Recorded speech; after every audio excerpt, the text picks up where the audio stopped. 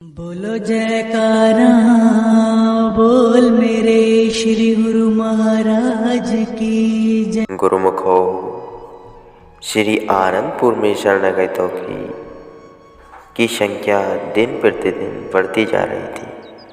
जितनी शरणागतों की संख्या बढ़ती उतना ही श्री सद्गुरुदेव महाराज जी अत्यंत प्रसन्न होते, क्योंकि उनकी जन्मों से बिछड़ी हुई रूहें अपने धाम में पहुंच रही थी, जिनके लिए वे सब रचनाएं रच रहे थे। वे उच्च संस्कारी तथा आतुर प्रेमियों को अर्थात रूहों को जो आपके श्री चरणों में शरणागत होना चाहती थी या भक्ति की अभिलाषा थी, उन्हें निज स्थान पर पहुँचा हुआ देख तथा अपने श्री सद्गुरुदेव महाराज जी श्री दूसरी पातशाही जी के श्री वचनों को पूरा होता देखकर प्रसन्न हो रहे थे।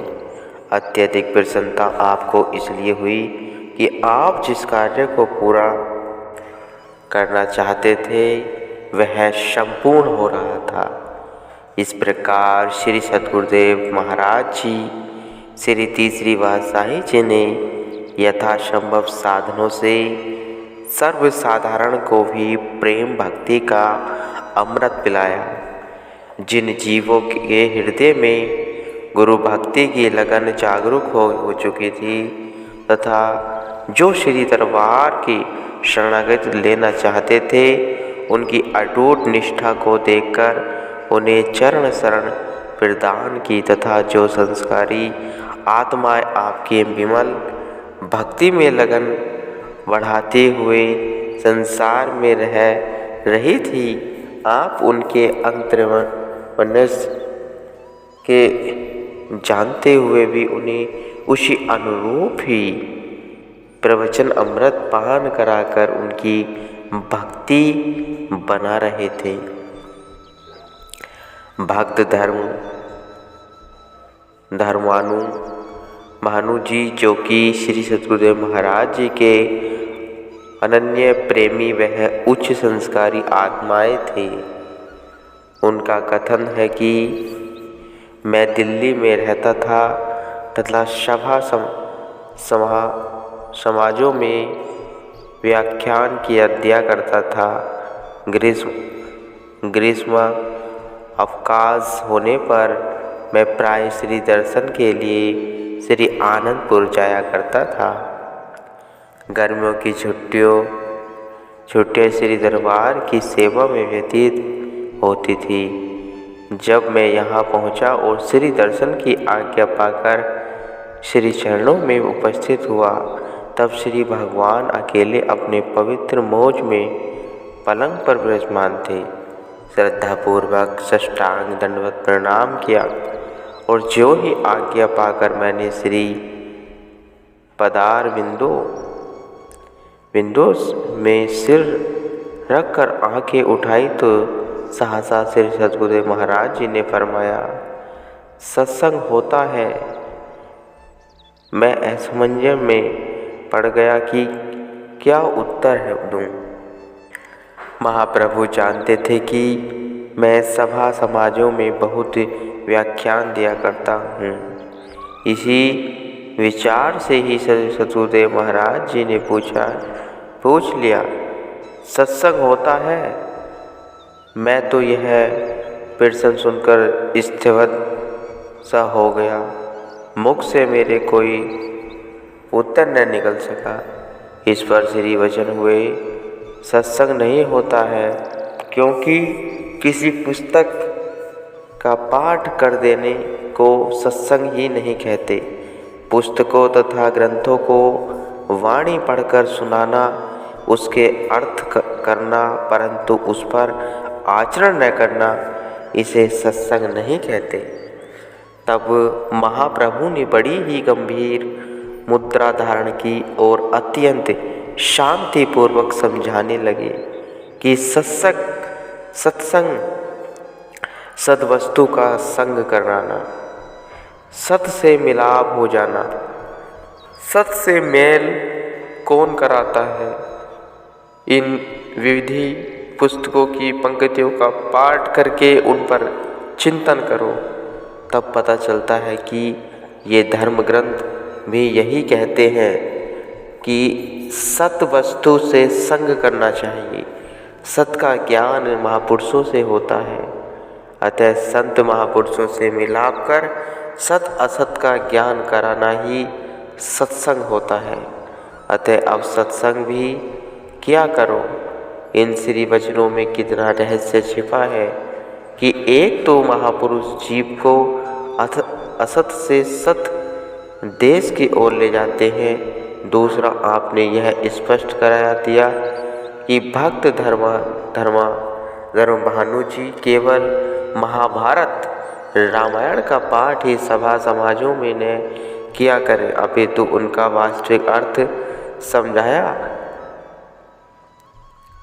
समझाया करें, जिससे अन्य जीव भी इन ग्रंथों के रहस्य को समझकर संत महापुरुषों की संगति प्राप्त करें तथा अपने मानव जीवन को पूर्णतः लाभ उठा सकें। इसी प्रकार से आपने शरणागतों तथा अन्य प्रेमी जिज्ञासु को अपने ढंग से ही लाभ पहुँचाया। शरणागत प्रेमी गुरुमुखों में से कुछ शरणागत साधु वेश धारण करने के लिए बार बार विनय करते।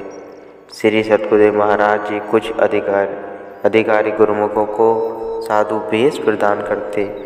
जब ये साधु वेश लेकर श्री चरणों में पुष्प पत्र आदि भेंट करने के लिए आते तो श्री सतगुरुदेव महाराज जी अत्यंत हर्षित हो प्रसाद बंटवाते। उनकी खुशी का ठिकाना न रहता। श्री सतगुरुदेव महाराज जी ने इस साधु श्रेणी में से कुछ को सत्संग प्रचार के लिए भेज दिया, ताकि ये नाम की अमर ज्योति अति शीघ्रता भारत के कोने कोने में फैलाए। प्रत्येक ग्राम तथा नगर में सत्संग आश्रम निर्माण करने का आदेश दिया और विशेषकर यह प्रवचन उसी दिन ही फरमाए। जब तक मनुष्य अपना जीवन उन नियमों के सांचे में नहीं ढाल लेता जिन नियमों पर वह दूसरों को चलाना चाहता है, तब तक उसका प्रभाव पूर्ण रूप से दूसरों पर नहीं पड़ता। अपना आचरण ही दूसरों पर प्रभाव डालने के लिए उपदेश की अपेक्षा अत्यधिक प्रभावशाली होता है। अपने आचरण में कमी ही केवल वाचक ज्ञान बनकर रह जाती है, जिसका प्रभाव श्रोताओं पर पूर्ण रूप से नहीं हो सकता। गुरुवाणी में भी कहा है,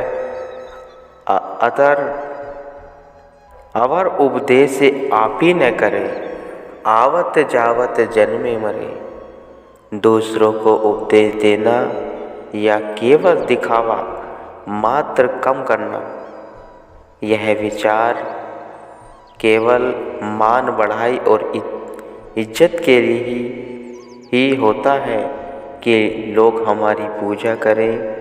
जिन्होंने अमली तौर पर कुर्बानी की होती है, उनका प्रभाव लोगों पर स्वयं ही पड़ता है। इसलिए पहले स्वयं आचरण करो, पुनः दूसरों को उपदेश दो, तो उसका प्रभाव सब पर अधिक पड़ेगा। वरना आप आचरण न करने से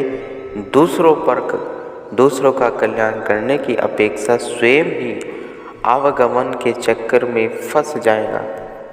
सेवक बनकर सद्गुरु की ओर से परमार्थ का संदेश लोगों तक पहुँचाओ। उनकी तरह से ही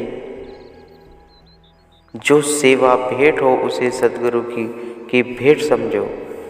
वह सब सेवा सद्गुरु के चरणों में भेंट करने की होती है, ताकि अपनी ममता का अहेता किसी वस्तु में न हो।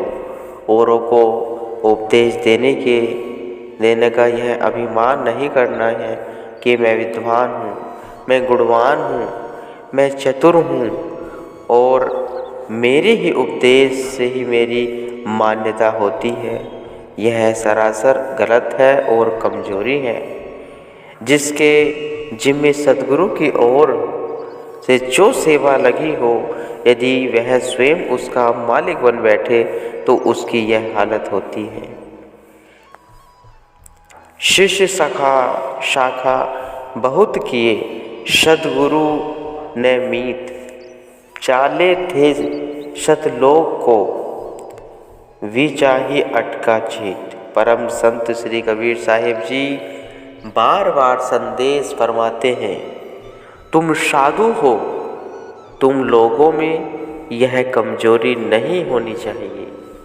यहाँ पर भी जिस महात्मा या भक्त को सत्संग प्रचार की आज्ञा दी जावे, उसे दृढ़ता से समझ लेना चाहिए कि यह सेवा सत्संग की ओर से जो उसे सौंपी गई है।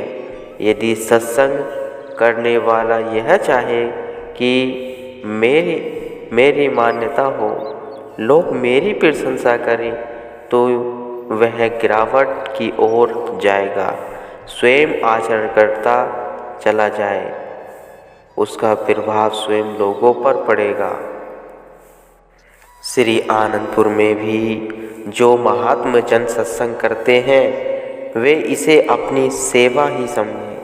इसी तरह हर सत्संगी, चाहे वह श्री आनंदपुर में है या बाहर सत्संग करता है, वह अपने आप को सेवा ही समझे। श्रोतागणों को चाहिए कि वे यह समझे कि हमें महापुरुषों के वचन सुनाए जा रहे हैं, जिन पर हमने आचरण करना है। ऐसा करने पर दोनों श्रोता और वक्ता श्री सद्गुरुदेव महाराज जी की कृपा के पात्र बनकर अपने जीवन को सफल करेंगे। इस प्रकार से साधु मंडली श्री अमृत प्रवचनों का रसपान कर श्री सद्गुरुदेव महाराज जी के अपार संदेश को जन जन तक पहुँचाने के लिए सेवा में जुट गए। स्थान स्थान पर जाकर आश्रम स्थापित किए। भारत में उत्तर से लेकर दक्षिण तक, पूर्व से पश्चिम तक इस अमृत को उड़ेला।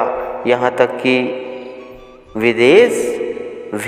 विदेश में भी इस कलिमल हरियाणी त्रिताप